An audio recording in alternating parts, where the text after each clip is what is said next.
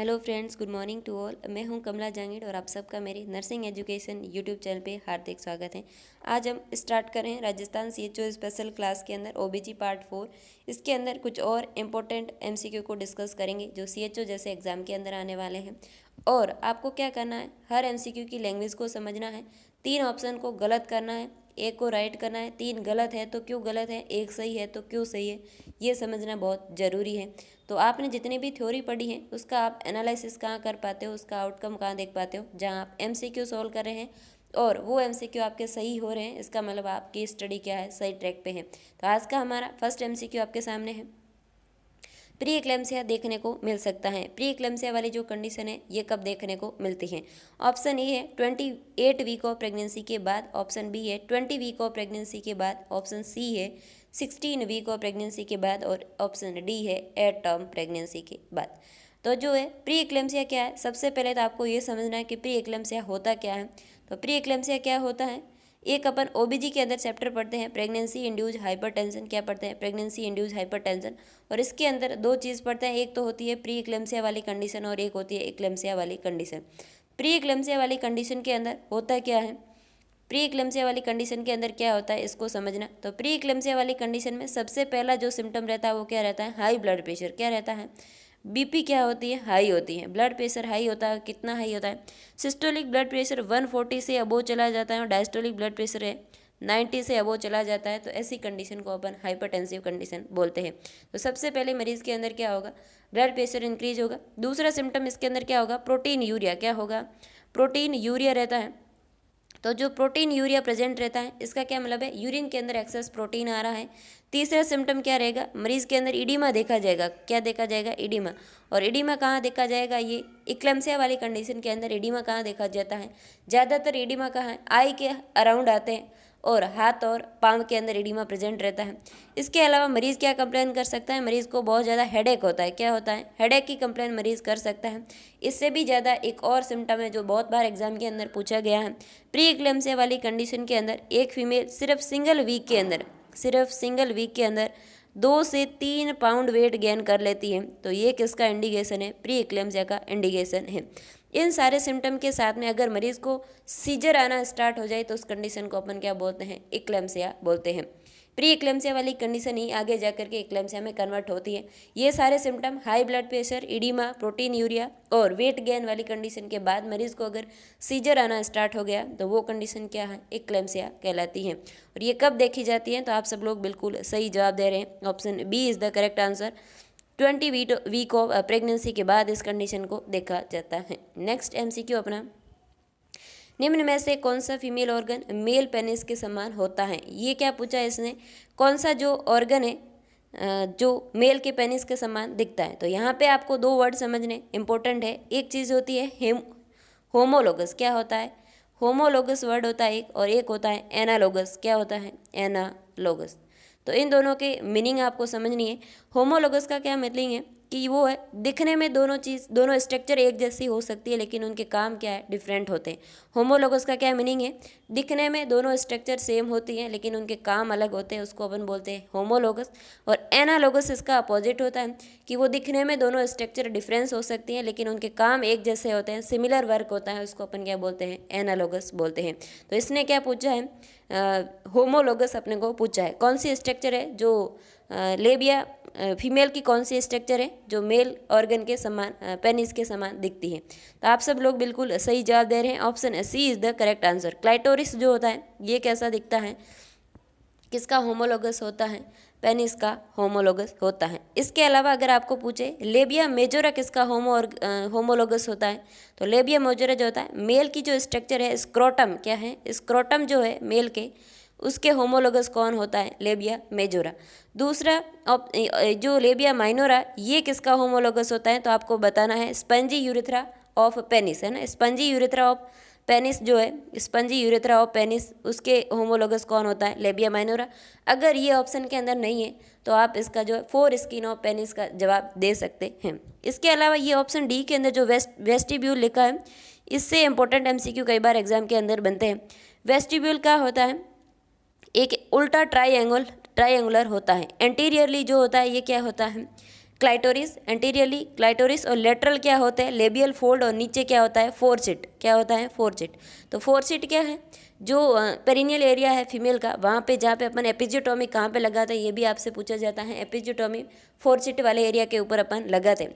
Anteriorly कौन है, clitoris है। लेटरल क्या है, लेबियल फोल्ड है। और नीचे की तरफ क्या है, इन्फीरियर कौन है, फोरसिट है। ये जो उल्ट्रा ट्रायंगुलर बनता है इसको अपन क्या बोलते हैं, वेस्टिब्यूल बोलते हैं। इसके अंदर कितनी ओपनिंग होती है, ये एग्जाम के अंदर बहुत बार पूछा जाता है। तो ओपनिंग कितनी होती है, 4 ओपनिंग होती है। कौन कौन सी ओपनिंग होती है, तो आपको जवाब देना है कि एक तो होता है वेजाइनल ओपनिंग, दूसरी होती है यूरेथ्रल ओपनिंग, और इसके अलावा ये यूरेथ्रा है, इसके साइड में एक ग्लैंड रहती है जिसका नाम है स्किनेज ग्लैंड, जिसको अपन क्या बोलते हैं, लार्जेस्ट पैरा यूरेथ्रल ग्लैंड बोलते हैं। इसका नाम क्या है, स्किनेज ग्लैंड बोला जाता है। इसको क्या बोला जाता है, स्किनेज ग्लैंड। इसके अलावा ये वेजाइनल ओपनिंग जो है, इसके आसपास भी एक ओपनिंग रहती है, इसका नाम है बार्थोलिन ग्लैंड। क्या रहता है, बार्थोलिन ग्लैंड, जिसको अपन क्या बोलते हैं, ग्रेटर वेस्टिब्यूल ग्लैंड के नाम से जाना जाता है। बार्थोलिन ग्लैंड को क्या बोलते हैं, ग्रेटर वेस्टिब्यूल ग्लैंड बोलते हैं। और स्किनेज ग्लैंड को क्या बोलते हैं अपन, लार्जेस्ट पैरा यूरेथ्रल ग्लैंड बोलते हैं। और स्किनेज ग्लैंड किसकी होमोलोगस होती है, तो आपको जवाब देना है मेल की जो प्रोस्टेट ग्लैंड होती है उसका होमोलोगस होती है। तो आपको समझ में आ गया क्या होता है वेस्टिब्यूल, क्या इसके अंदर ओपनिंग रहती है, वेजाइनल ओपनिंग रहती है, यूरेथ्रल ओपनिंग रहती है, पैरा यूरेथ्रल ग्लैंड रहती है, इसके अलावा greater vestibule gland, Bartholin gland रहती है। तो इसका जो करेक्ट आंसर है वो क्या है, ऑप्शन है C is the correct answer. Clitoris जो होता है वो क्या है, पेनिस के जैसा दिखने में होता है, जिसको अपन क्या बोलते हैं, होमोलोगस। जो दिखने में एक जैसे स्ट्रक्चर है वो होमोलोगस है, जिसका काम एक जैसा है दिखने में अलग है उसको अपन बोलते हैं एनालोगस। नेक्स्ट एमसीक्यू अपना, वेजाइना की इनर लेयर बनी होती है, वेजाइना की जो इनर लेयर है ये किससे बनी हुई है, ये आपसे पूछा जा रहा है। तो option A columnar epithelium, option B stratified squamous epithelium, option C cuboidal epithelium, और ऑप्शन डी है पवामेंट एपिथेलियम। तो आप सबको पता है वेजाइनल इनर लेयर, जिसके अंदर जिस भी टिश्यू के अंदर जो है स्ट्रेचिंग पावर होता है, फैलने का पावर होता है, और होलो मस्कुलर रहता है, तो उसका जो इनर मोस्ट लेयर रहता है वो किससे बना हुआ होता है, स्ट्रैटिफाइड स्क्वैमस टिश्यू से मिलकर बना हुआ होता है। Option B is the correct answer, और ये सब आप सबको भी पता है। इसके अलावा कई बार एग्जाम के अंदर पूछा जाता है कि जो अपना ब्लैडर है उसकी इनर लेयर किससे बनी है, तो वो भी किससे बनी हुई होती है, ट्रांजिशनल एपिथेलियम, है ना, जिसके अंदर उसके अंदर भी क्या है, फैलने का पावर है। जब जैसे जैसे यूरिन ब्लैडर के अंदर भरता है तो वो क्या है, साइज में बड़ा हो जाता है, और उसका शेप कैसा हो जाता है, ओवल शेप होने लग जाता है। तो उसको भी अपन क्या बोलते हैं, वो किस लेयर से बना है, किस टिश्यू से मिलकर बना है, ट्रांजिशनल एपिथेलियम से। और वेजाइनल की इनर मोस्ट लेयर जो है ये किससे बनी है, स्ट्रैटिफाइड स्क्वैमस टिश्यू से मिलकर बनी हुई है। नेक्स्ट एमसीक्यू अपना, ईडीडी डिफाइंड एज, ईडीडी की फुल फॉर्म आपसे पूछी है। ऑप्शन ए कह रहा है expected date of delivery, option B है expected day of delivery, option C है एक्सपेक्टेड डिलीवरी ड्यूरेशन, और ऑप्शन डी है एक्सेस डिलीवरी ड्यूरेशन। तो आप सबको पता है ईडीडी की फुल फॉर्म क्या होती है, एक्सपेक्टेड डेट ऑफ डिलीवरी होती है। Option A is the correct answer, expected date of delivery. और इसके अंदर भी एक बहुत इंपॉर्टेंट रूल पढ़ते हैं, नेगिल्स रूल। क्या पढ़ते हैं, एक नेगिल्स रूल अपन पढ़ते हैं, जिससे अपन एक्सपेक्टेड डेट ऑफ डिलीवरी निकालते हैं ईडीडी। तो वो कैसे निकालते हैं, लास्ट मेंस्ट्रुअल साइकिल से, यानी कि last LMP plus 9 month plus 7 day से अपन निकालते हैं। ये क्या है, नेगिल्स रूल है। किसी भी फीमेल की लास्ट मेंस्ट्रुअल साइकिल डे और प्लस 9 मंथ प्लस 7 डे, ये क्या है, नेगिल्स रूल है, जिससे अपन ईडीडी निकालते हैं। इसके अलावा भी ईडीडी निकालने के बहुत सारे रूल है, लेकिन वो नॉर्सेट वाले एग्जाम के लिए इंपॉर्टेंट रहते हैं, तो उसके अंदर अपन डिस्कस करेंगे। लेकिन आपको सीएचओ के लिए जो याद रखना है वो क्या है, नेगिल्स रूल, जिससे अपन क्या निकालते हैं, जिससे अपन एक्सपेक्टेड डेट ऑफ डिलीवरी निकालते हैं। नेक्स्ट एमसीक्यू अपना, सबसे ज़्यादा प्राइमोडियल फॉलिकल्स फीमेल में पाए जाते हैं। प्राइमोडियल फॉलिकल सबसे ज़्यादा फीमेल के अंदर कब होते हैं, ये आपसे पूछा जा रहा है। तो जो है ऑप्शन ए के अंदर लिखा है फीटल लाइफ, ऑप्शन बी के अंदर लिखा है, ऑप्शन बी के अंदर क्या लिखा है, प्यूबर्टी, और ऑप्शन सी के अंदर लिखा है सेक्सुअल लाइफ, और ऑप्शन डी के अंदर लिखा है सभी जगह स्थिर रहते हैं। तो सबसे ज़्यादा कब होते हैं, आप सबको पता है, फीटल लाइफ के अंदर सबसे ज़्यादा प्राइमोडियल फॉलिकल्स होते हैं। जो है 20 वीक ऑफ प्रेगनेंसी रहती है उस टाइम कितने फॉलिकल्स होते हैं, आपको जवाब देना है 7 मिलियन। और एट बर्थ ये कितने हो जाते हैं, एट बर्थ ये कितने हो जाते हैं, सिर्फ 2 मिलियन। और प्यूबर्टी पे आकर के ये कितने हो जाते हैं, 4 लाख, कितने हो जाते हैं, 4 लाख। और इनमें से भी रिलीज़ कितने होंगे, 400 फॉलिकल्स जो है ओवुलेशन के साथ में रिलीज होंगे एक फीमेल की पूरी लाइफ के अंदर। तो ये चीज़ आपको याद रखनी है।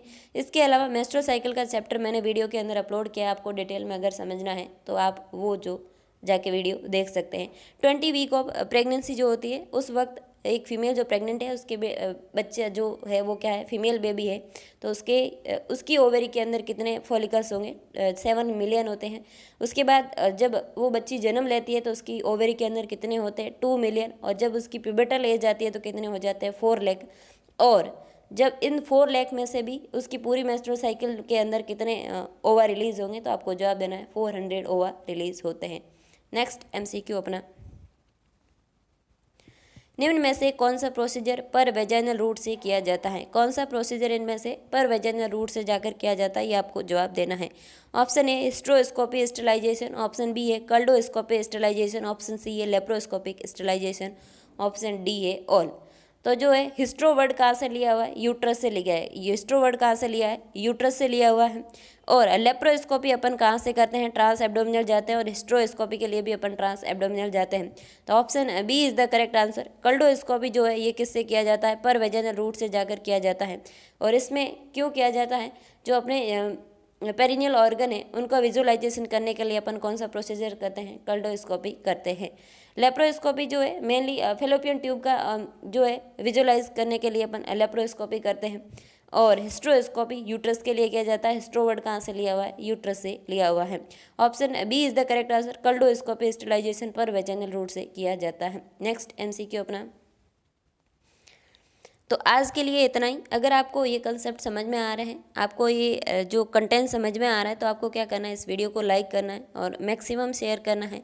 हम मिलेंगे नेक्स्ट लेक्चर में, तब तक के लिए धन्यवाद।